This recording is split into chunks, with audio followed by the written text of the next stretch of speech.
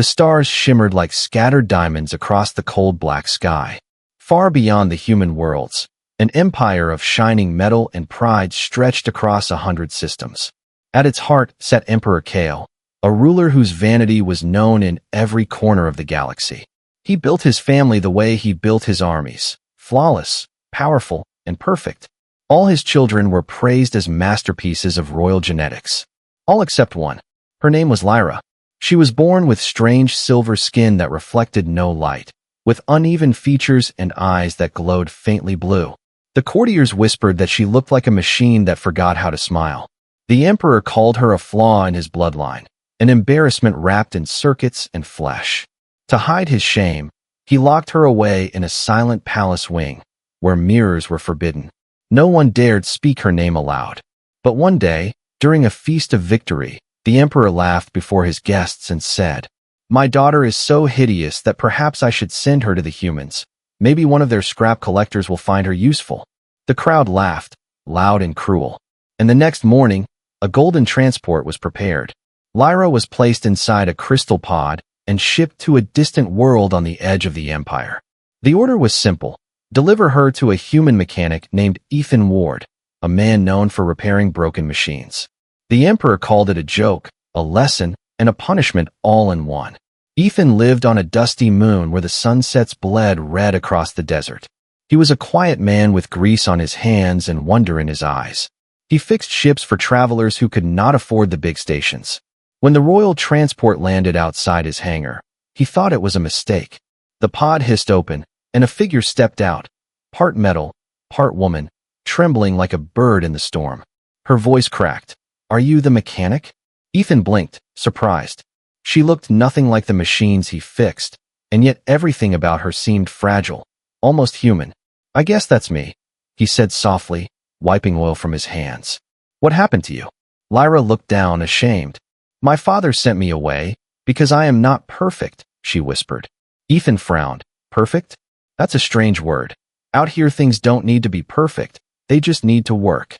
He offered her a seat near the light, and for the first time in her life, someone looked at her without disgust. As she sat, her eyes followed his hands moving over the tools, careful and gentle. He examined her arm, where metal and skin fused like cracked glass. "Whoever built you didn't finish the job right," he murmured. "But I can fix that." Lyra froze. "Fix me?" Ethan smiled. "If you'll let me." For weeks he worked. He replaced damaged joints, polished dull plates, and tuned the faint hum of her heart core. He never called her ugly, never laughed. When her voice modulator sparked, he just said, "We'll get it right." When her hand trembled, he held it steady. Slowly, her reflection in his workbench mirror began to change, not because her face was rebuilt, but because she learned to see herself differently. One evening, as the twin moons rose, Lyra asked softly, "Why are you kind to me?" Ethan looked up from his work and shrugged. "Because you deserve it," he said simply. She stared at him, unable to speak. In the Empire, kindness was weakness, but here on this forgotten moon, it felt like sunlight after endless night. Far away, in his throne room of crystal and light, Emperor Kale laughed as a servant whispered reports of his daughter's fate. He imagined her sitting in oil and dirt beside a filthy human mechanic.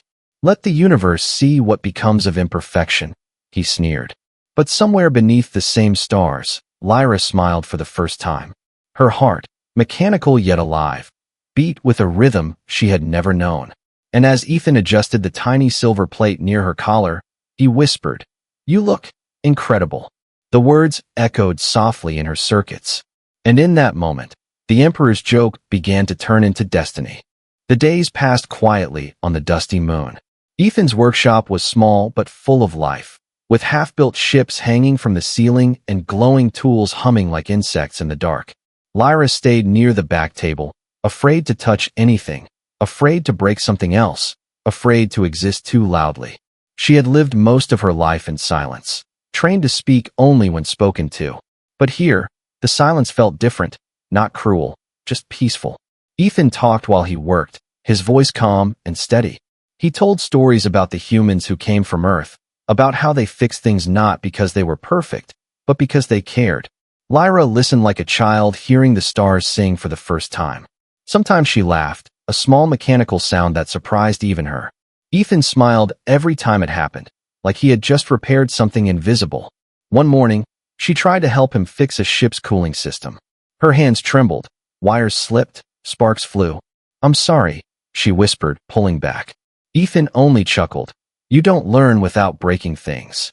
He guided her fingers, showing her how to twist the cables right, how to feel the pulse of energy beneath the metal. "You see," he said, "machines are like people. If you treat them rough, they fight back. But if you listen, they tell you what they need." Lyra tilted her head. "No one ever listened to me," she said softly. Ethan met her glowing eyes and replied, "Then maybe it's time someone did." Each day, she grew a little braver. She began repairing small things, a cracked panel, a broken drone, a loose gear. When she succeeded, she would look to Ethan for approval, and he would grin proudly. "Good job, partner," he'd say. That word, partner, made her heart core hum brighter than any charge. But inside, she still carried the Emperor's voice like a wound. His laughter echoed through her memory banks, telling her she was a mistake, a failed design, an embarrassment. At night she would stare at her reflection in the glass and whisper, "I am not ugly," repeating it until her voice glitched. Ethan sometimes heard her, but he pretended not to. He knew healing was something even a mechanic couldn't rush. Weeks later, a trader stopped by the workshop. He saw Lyra moving in the shadows and laughed. "What's that? One of your projects gone wrong?" Ethan's jaw tightened, but before he could speak, Lyra stepped forward, her voice steady. "I am not a project," she said. "I am Lyra." The trader blinked, startled by the light in her eyes. When he left, Ethan turned to her and said quietly, "You didn't need me to defend you this time." Lyra looked down, unsure whether to smile or cry. For the first time in her life, she had spoken for herself. Ethan began building something special for her. A set of upgraded armor plates, light, elegant, and strong. When she asked why, he said, "Because you deserve to shine." He worked through the night, shaping the metal until it shimmered like starlight. When she tried it on, her reflection took her breath away. She looked powerful, graceful, alive. Ethan watched silently, then said the words that made her circuits flutter. "You look like someone who belongs to the stars." That evening, she sat outside the hangar and watched the twin moons rise. For the first time, she didn't feel broken. The wind brushed her face, the sand glowed under soft light, and she whispered, "Thank you." Ethan looked up from his workbench and asked, "For what?" "For seeing me," she said, her voice barely a whisper. He nodded slowly. "Sometimes the best things in the universe are the ones others throw away." Far away, in the Emperor's palace, the royal courtiers whispered strange rumors. A human mechanic had turned the Emperor's ugly daughter into something beautiful. Ships passing through the outer rings told stories of a girl made of silver light working beside a man with oil on his hands. The Emperor laughed when he heard, but his laughter carried a shadow of unease. He had sent her away to be forgotten, but now her name was spreading through the stars. And somewhere deep inside his metallic heart, a small spark of fear began to burn. The days on the dusty moon turned into weeks, then months. Ethan's workshop no longer felt like a lonely shelter at the edge of the galaxy. It had become alive. The hum of engines mixed with the sound of laughter, quiet and shy at first, but growing stronger each day. Lyra was no longer the trembling girl who had arrived in a golden pod. She moved with confidence now, fixing things beside Ethan, her hands steady, her voice calm. And every time she smiled, something in the workshop seemed to shine brighter. Ethan often watched her work, his eyes filled with a strange mix of pride and wonder. He had seen many machines in his life, some powerful, some beautiful, but none like her. She wasn't perfect, not in the way the Empire defined perfection, but there was something deeper, something human about her. He began sketching designs for her upgrades late at night, drawings filled with curved armor lines, energy wings, and glowing circuits that pulsed like a heartbeat. It was his dream to build something that could feel, something that could bridge the space between machine and soul. And in Lyra, that dream was already alive. Lyra, too, had begun to change. She no longer hid her face or her mechanical scars. She talked with traders, fixed their ships, even argued with Ethan when he made mistakes. The people who came to the workshop started calling her the Starborn Girl. She didn't know what the word meant, but it made her smile. One evening, after finishing a long repair, Ethan placed a small object on the table. It was a tiny crystal sphere glowing with soft blue light. "What is it?" Lyra asked. Ethan grinned. "A voice module upgrade. It will make your tone smoother, less static." She hesitated. "You think my voice is broken?" Ethan shook his head. "No, I think it's beautiful, but you deserve to sound the way you want to." Her eyes softened, and for the first time, she reached out and touched his hand. It was warm, rough, human. "Thank you, Ethan," she whispered. And somewhere in the workshop, a light flickered brighter, as if the machines themselves were listening. At night, Ethan would sometimes fall asleep at his desk, dreaming of the future. He saw ships that healed themselves, cities where humans and machines worked as one. And always, at the center of those dreams, was Lyra, the girl the Emperor had thrown away, now glowing brighter than any royal gem. She would laugh and say, "You dream too much, mechanic." But in her heart, she had begun to dream too. One day, a group of scavengers came to the moon, desperate and rough. They had heard of the miracle mechanic, who worked with a living machine. When they saw Lyra, they didn't see a miracle, they saw a prize. "She's worth more than a ship," one of them whispered. "The Empire would pay gold for her." Ethan stepped forward, his eyes cold. "She's not for sale," he said. The scavenger laughed. "Everything's for sale out here, human." Lyra's eyes glowed with sudden anger, and a faint hum filled the air, the same hum that came before lightning. The scavengers backed away, startled by the blue fire in her gaze. They left without another word. Ethan didn't scold her. He just smiled and said, "Remind me not to make you angry." She smiled back. "Then don't make me sad." From that day, word spread faster. Stories of a human mechanic and his living companion reached travelers, smugglers, and even the royal courtiers.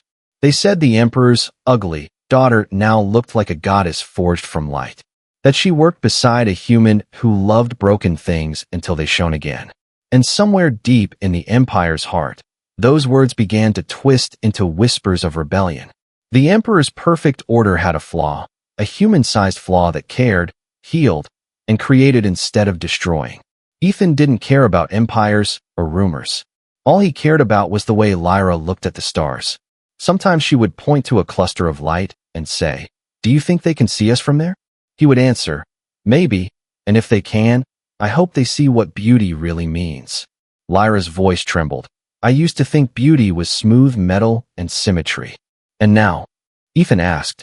She looked at him with a soft glow in her eyes and said, "Now I think beauty is what makes your heart light up."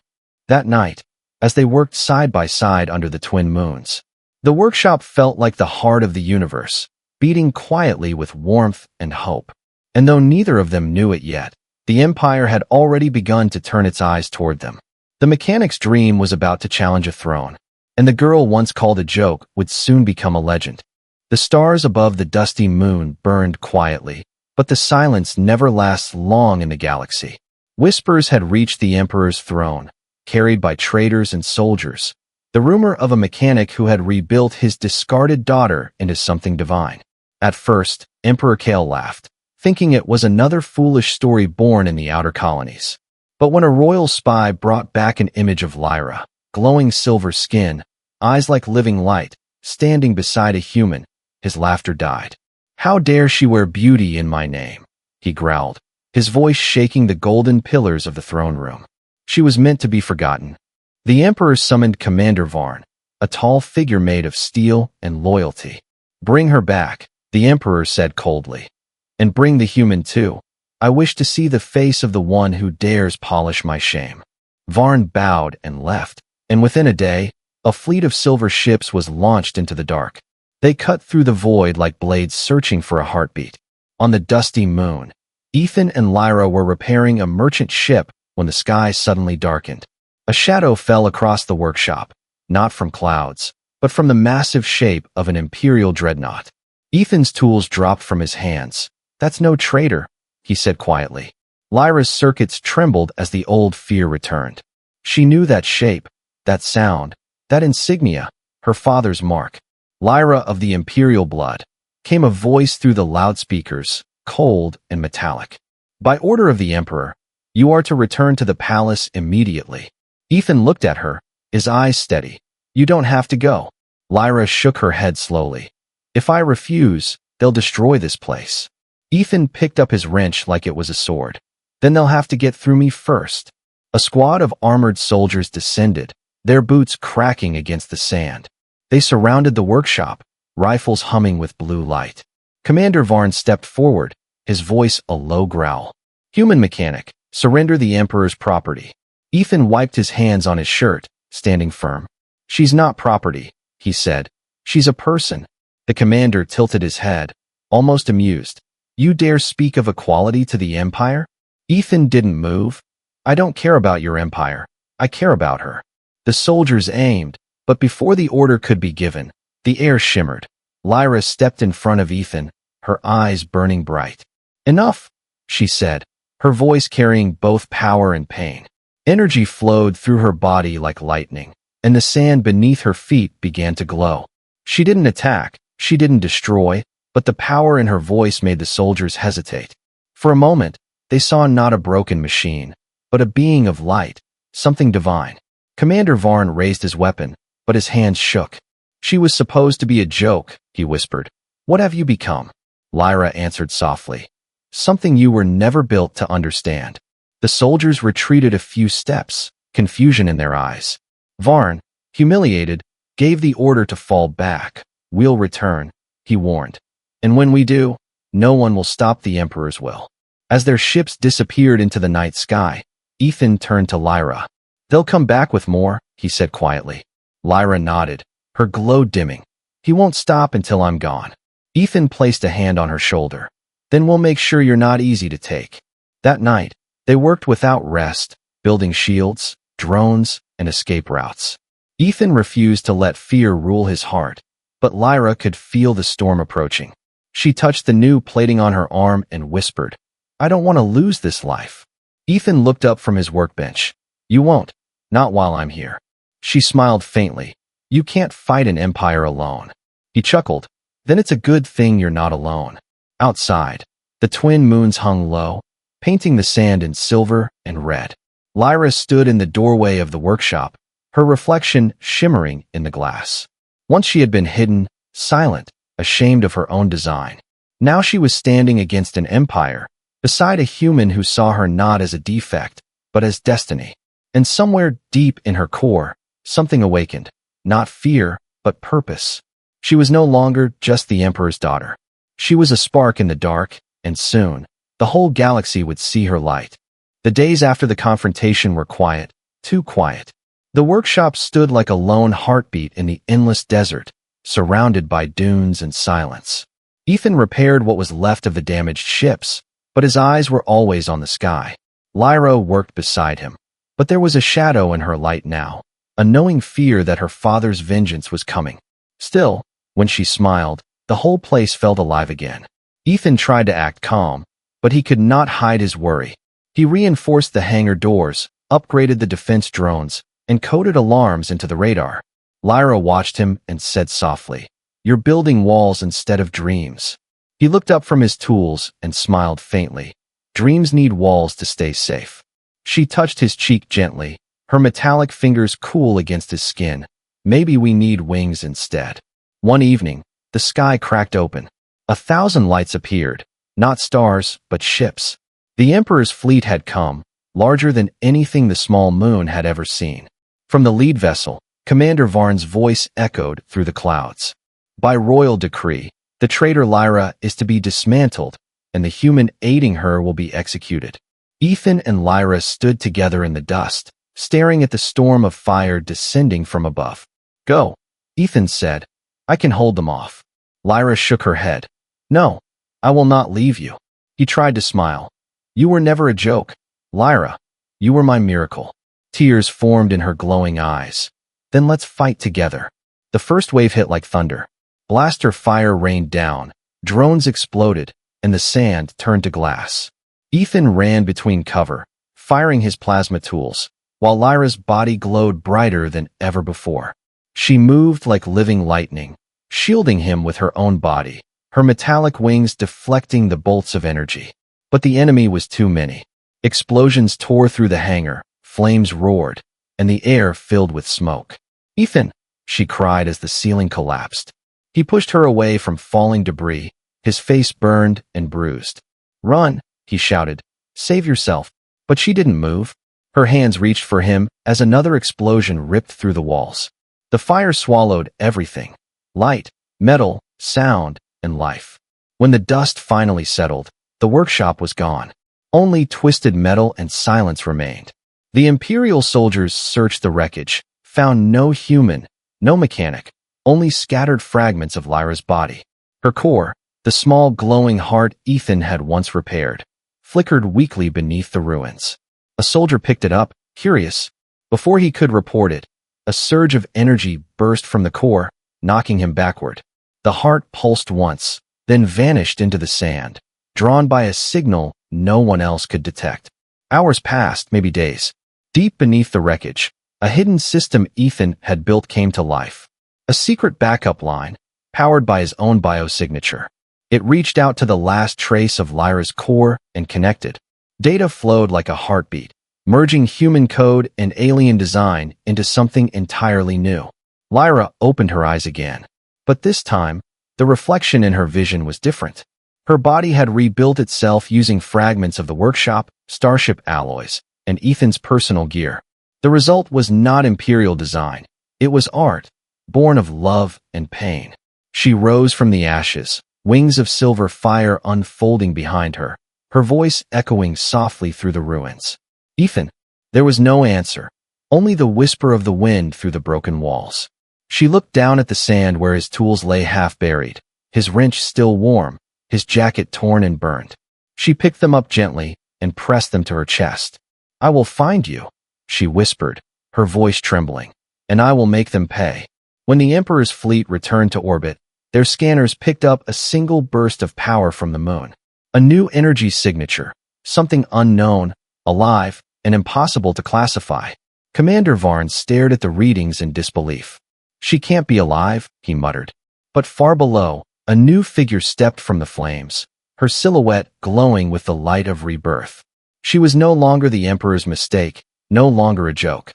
She was the union of human heart and alien brilliance. A goddess born of ruin, and her awakening had just begun. The moon burned quietly beneath a sky of smoke and light. What had once been a humble workshop was now a graveyard of twisted engines and melted dreams. But in the middle of the ruins, something impossible stirred. Lyra arose slowly, her body reborn from the wreckage, her silver skin alive with glowing lines that pulsed like veins of fire. Her voice, once soft and uncertain, carried the power of thunder now. She looked around at the ruins, at the empty ground where Ethan once stood. Her system scanned for life, but there was only silence. Still, deep within her heart core, she felt something more than code. A connection, faint and human. It was Ethan, his last signal buried inside her circuits, whispering through her memory. "You're not alone, Lyra," his voice said. "Keep building, keep shining." She closed her eyes, and for a moment, she could almost feel his touch. Lyra took a step forward, and the sand beneath her feet turned to molten glass. The energy flowing through her body was beyond anything the Empire had ever created. She had become something new, a fusion of human creativity and alien perfection. Her wings unfolded, made of light and steel, stretching wide against the stars. The sky shimmered as her power touched the atmosphere, sending ripples of light across the horizon.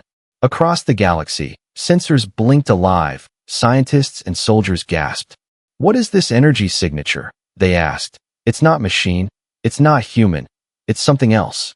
In the royal palace, the Emperor watched from his throne as the hologram displayed her glowing form. He stood, his face pale with rage. "She was supposed to die," he hissed, "not rise like a god." Commander Varn bowed his head. "She calls herself nothing now, my lord, but the people are already calling her something." "What?" the Emperor demanded. Varn hesitated. "The goddess of metal." The Emperor slammed his fist against the armrest, shattering it like glass. "She is no goddess," he shouted. "She is a mistake that refuses to die." But his words meant nothing to the millions watching across the Empire. For them, Lyra had become a symbol, a spark of rebellion, of hope. A reminder that even the discarded could rise higher than the perfect. Lyra traveled across the barren deserts, searching for traces of Ethan. Each time her sensors found nothing, her glow dimmed a little. But she kept moving, rebuilding machines, helping strangers, healing what war had broken. People began to follow her. Miners, traders, soldiers who were tired of bowing to cruelty. They called her Lady Lyra, though she told them not to. "I'm no lady," she said. "I'm just someone trying to finish what a human started." Word of her actions spread faster than light. Planets once loyal to the Emperor began painting her symbol, a silver wing crossed by a wrench, on their walls. The Empire sent fleets to destroy her, but every time they came, their ships simply stopped. Their systems would shut down, their weapons refused to fire, as if even the machines had chosen her side. Some said she didn't fight them with force, but with understanding, speaking to their hearts, their circuits, their memories. She had become a living frequency that no one could silence. One night, she found herself standing at the edge of a canyon, staring up at the stars. Her reflection shimmered in the metal sand, and for a moment, she saw two figures, herself and Ethan, side by side. "I kept your dream alive," she whispered, "but I miss your voice." A faint signal buzzed inside her, a flicker of light buried deep in her code. She followed it, tracing it through memory after memory, until she reached a hidden message. It was his voice again, faint but real. "If you're hearing this, it means you survived, and that means we won."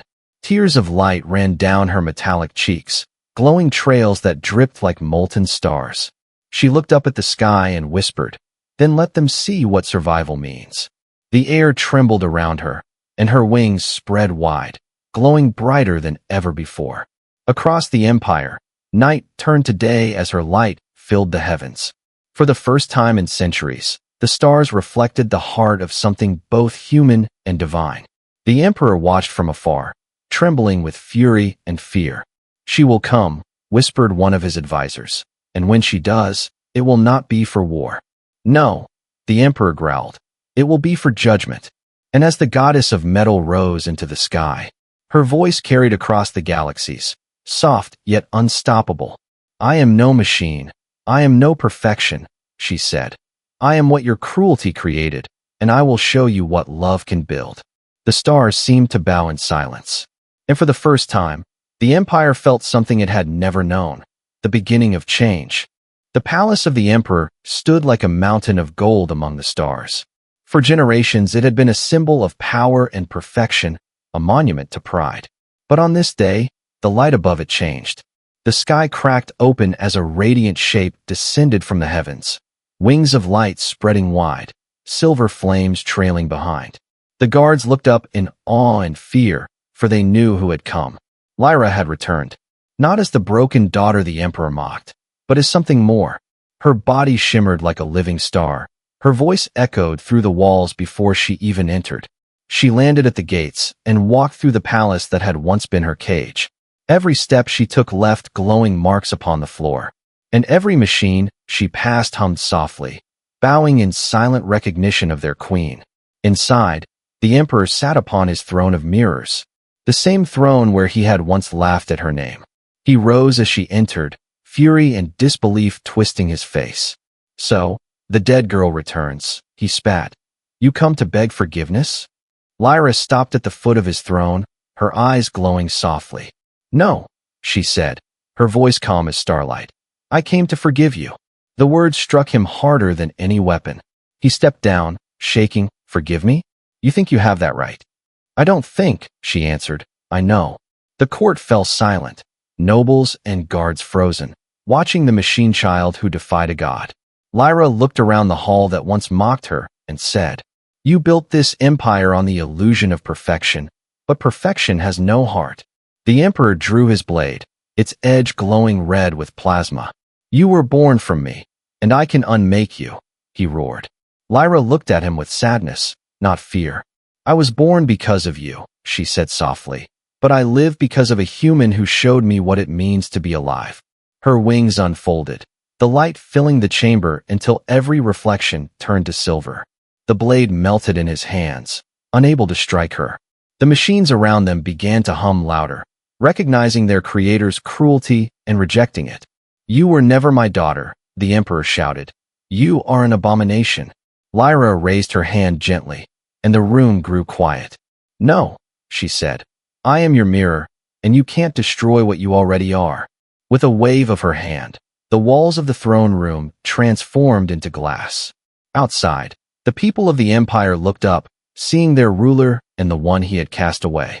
Lyra turned to them, her voice echoing across the skies. "I was once called a mistake, but today I am proof that what you break can still shine." The Emperor fell to his knees, overwhelmed by the light. For the first time, he saw his reflection not as perfect, but empty. Lyra stepped closer, her glow softening. "I do not hate you, Father," she said. "I pity you." Her hand reached out, touching his face, and where her fingers met his skin, the corruption of pride began to fade. He trembled, tears mixing with the molten light running down his cheeks. "You were never ugly," he whispered, his voice cracking. "I was." The palace trembled as the light spread through every corridor. The machines once enslaved by imperial code began to awaken. They turned their weapons away from the people, lowering them in peace. Outside, the sky filled with colors, blue, gold, and white, the birth of a new dawn.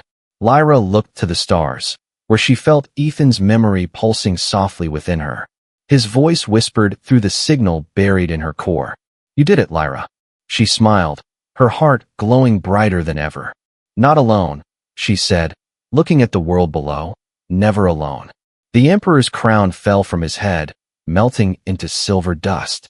Lyra caught it before it hit the floor and placed it gently upon the ground.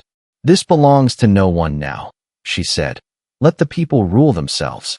The guards bowed, the courtiers wept, the Empire was reborn in silence. As the light faded, Lyra walked out of the palace. The people reached for her, calling her name, not as a princess, but as a savior. She smiled at them, her wings folding softly against her back. "I am no goddess," she said quietly. "I am only what love built from broken pieces." And as she rose once more into the starlit sky, the galaxy watched in wonder. From the ruins of arrogance, a new world was born. And somewhere among the stars, a whisper lingered. A human's voice, soft and eternal. "You were never a joke, Lyra. You were my dream." Her eyes shimmered, her heart pulsed one last time with radiant light. And the universe, for the first time, truly understood what it meant to be alive beneath the metal.